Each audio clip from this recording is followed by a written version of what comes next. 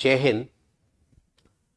आज हम पढ़ेंगे साइंस में, हमारा जो टॉपिक है जेनेटिक, और उसमें ऑलरेडी हम डीएनए पढ़ने जा रहे हैं, क्योंकि डीएनए से सवाल पूछ लिया जाता है कि डीएनए का खोज किसने किया, कब हुआ, इससे संबंधित वैज्ञानिक को पुरस्कार कब मिला, डीएनए में न्यूक्लियोटाइड क्या होता है, इसमें कितने नाइट्रोजनस बेस है, वो बेस किस बॉन्ड से जुड़ा हुआ है, इसका क्या काम है, प्रोटीन सिंथेसिस में इसकी क्या भूमिका होती है, डीएनए रेप्लिकेशन क्या होता है। तो ये सारे सवाल ऑलरेडी पूछे जाते हैं। आइए डीएनए से सवाल हम लेते हैं और उसका हम डिस्कशन देखते हैं। डीएनए से जो भी सवाल होगा यहीं से होगा, याद रखना है, और सवाल पूछा जाता है।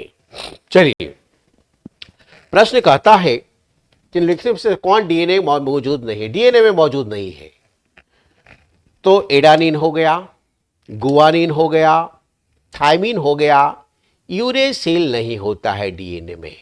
इसके जगह पर क्या होगा, थायमिन होगा। क्या होगा जी, थायमिन होगा, याद रखना है। क्या होगा, थायमिन। ये 4 नाइट्रोजनस बेस है, किसका, तो डीएनए का। डीएनए का ही ये भाग है, याद रखना है ऑलरेडी। अब इसके बारे में टोटल डिटेल हम पढ़ेंगे अभी, और हम चलते हैं आगे। देखो, ऑलरेडी ये हमारे सामने जो डायग्राम है, डीएनए जो स्ट्रक्चर है, इसके बारे में हम जानकारी प्राप्त करते हैं कि ये क्या है। तो ऑलरेडी ये न्यूक्लियोटाइड जो है, डीएनए का जो बहुलक है, ऑलरेडी उसमें 4 नाइट्रोजनस बेस होता है। वो क्या होता है, ऑलरेडी गुआनिन, साइटोसिन, थायमिन और एडेनिन। अभी आपने देखा था कि थायमिन के जगह पर क्या था, वहां पर यूरेसिल, और यूरेसिल होगा तो क्या हो जाएगा, आरएनए। याद रखना है, प्रोटीन संश्लेषण में वो मदद करता है, याद रखना है। तो इस प्रकार से ऑलरेडी नाइट्रोजनस जो बेस हमारा 4 है, ये आधार है। ये क्या है, आधार है। जबकि बैकबोन क्या है हमारा, सुगर फॉस्फेट बैकबोन है, याद रखेंगे।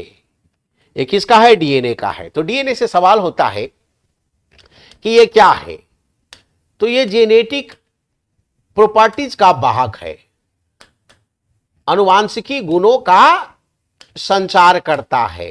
कौन, डीएनए।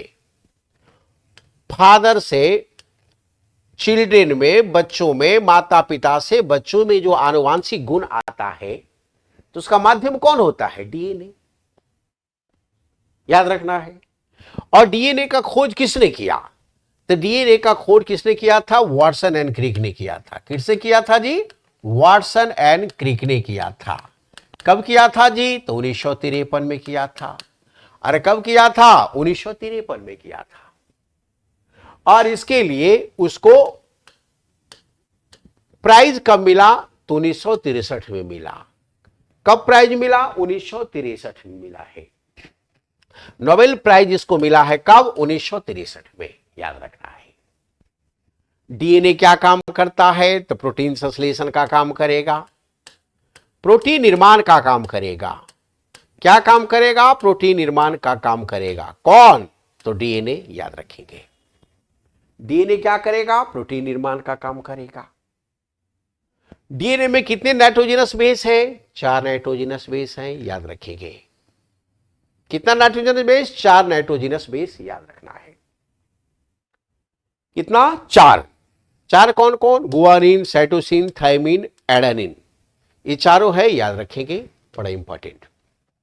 पूछेगा इसका जो बैकबोन बना होता है, किस चीज का बना होता है, तो सुगर फॉस्फेट बैकबोन होता है।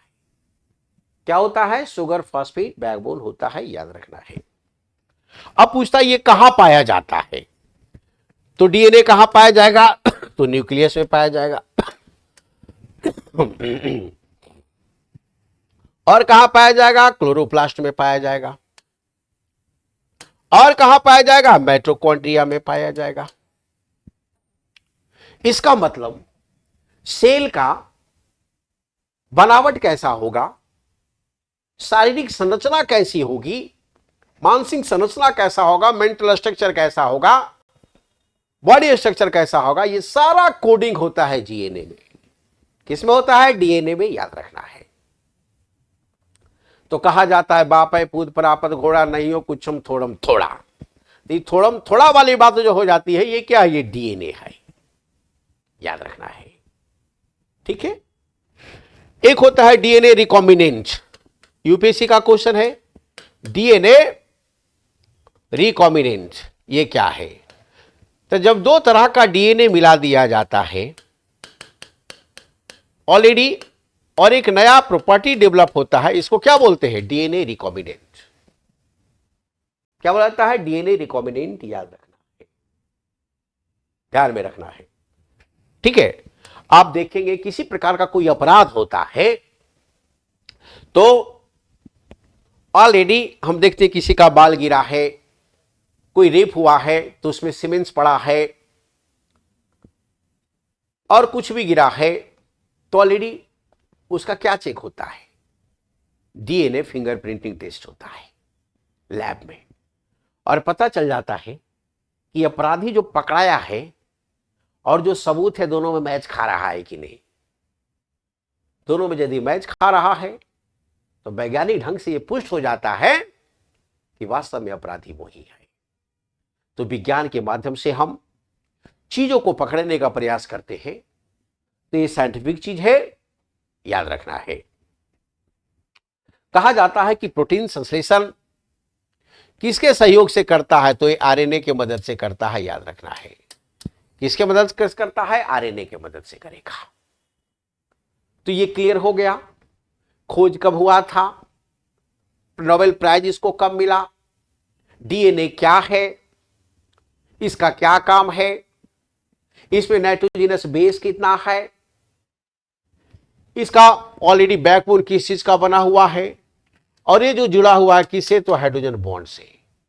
देखो guanine cytosine, cytosine guanine, guanine cytosine, cytosine guanine, thymine adenine, adenine thymine, guanine cytosine, cytosine guanine. तो ये चार नाइट्रोजनस बेस जो है, सवाल यही से तो पूछता है बराबर, तो याद रखेंगे। तो हमारा क्रोमोसोम होता है, उसमें जो डीएनए होती है उसके माध्यम से आनुवांशिक गुणों का संचार होता है और उसके माध्यम से व्यक्ति में शारीरिक संरचना और मानसिक संरचना का विकास होता है। अब सवाल है डीएनए डैमेज भी होता है, कैसे? तो अल्ट्रावायलेट रे से डैमेज होगा, लेकिन इसको हम ठीक भी कर सकते हैं व्यायाम के माध्यम से। कहा जाता है 40-42 दिन व्यायाम करेगा तो डीएनए हमारा ठीक हो जाता है। तो व्यक्ति में जो नेचर और सिग्नेचर जो चलता रहता है, गुण का आदान प्रदान जो होता है भाया डीएनए, याद रखना है। कुछ पॉलिटिशियन को आपने सुना होगा कि दूसरे पॉलिटिशियन के बारे में कहा कि इसका डीएनए ही खराब है।